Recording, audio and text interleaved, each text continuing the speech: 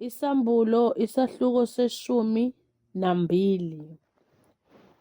Kwabakhona ezulwini isibonakaliso esikhulu, owesifazane embethe ilanga, nenyanga iphansi kwezinyawo zakhe, nasekhanda lakhe kukhona umqhele wezinkanyezi eziyishumi-nambili.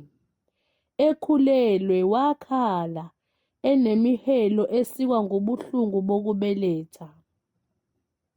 Kwabonakala esinye isibonakaliso ezulwini, bheka, nango udrago omkhulu obomvu, enamakhanda ayisikhombisa nezimpondo eziyishumi, nasemakhanda akhe nemiqhele eyisikhombisa.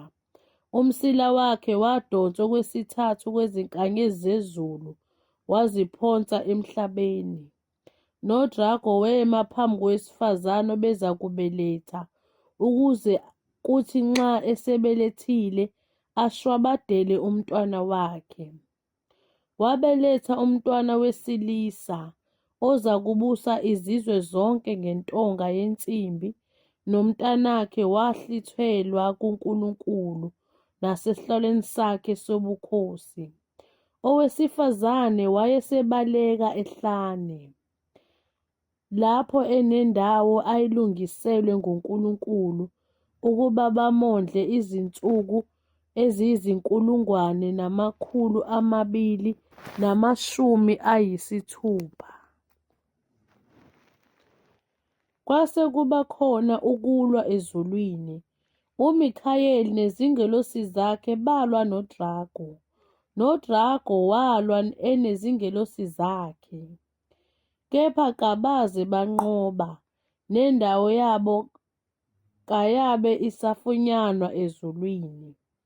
Wayesephonswa phansi udrago omkhulu, inyoka endala, ethiwa uMhlebi noSathane, odukisa izwe lonke, waphonswa phansi emhlabeni, nezingelosi zakhe zaphonswa kanye naye.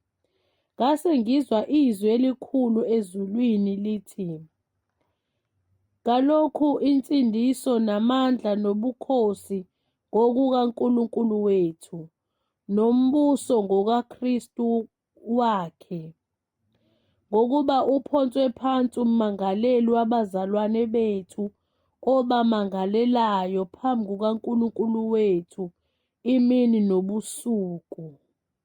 Nabo uqobo lwabo bamnqoba ngegazi lewundlu, nangezwi lobufakazi babo, futhi abakuthandanga ukuphila kwabo, kwaze kwaba sekufeni. Ngalokhu thokozani nina mazulu, nabahlala kuwo, maye kuwe mhlaba, nakuwe lulwandle, ngokuba uSathane wehlele kini enolaka olukhulu, azi ukuthi unesikhathi esifushane." Kuthe udrago esebona ukuthi usephonswe phansi emhlabeni, wazingela owesifazane owayezale umntwana wesilisa. Owesifazane wayesenikwa amaphiko amabili okhozi olukhulu, ukuba ndizele ehlane endaweni yakhe lapho ondliwa khona isikhathi nesikhathi, nengxenye yesikhathi engekho ebusweni benyoka. Nenyoka yakhwifa, kwaphuma emlonyeni wayo emva kowesifazane amanzi kungathi umfula, ukuba imukise nomfula. Umhlaba wamsiza owesifazane, umhlaba wakhamisa umlomo wawo, wawuminza umfula owawukhwifwa udrago ngomlomo wakhe. Udrago wamthukuthelela owesifazane, wamuka, wayokulwa nabaseleyo benzalo yakhe, labo abagcina imiyalo kaNkulunkulu nabanobufakazi bukaJesu.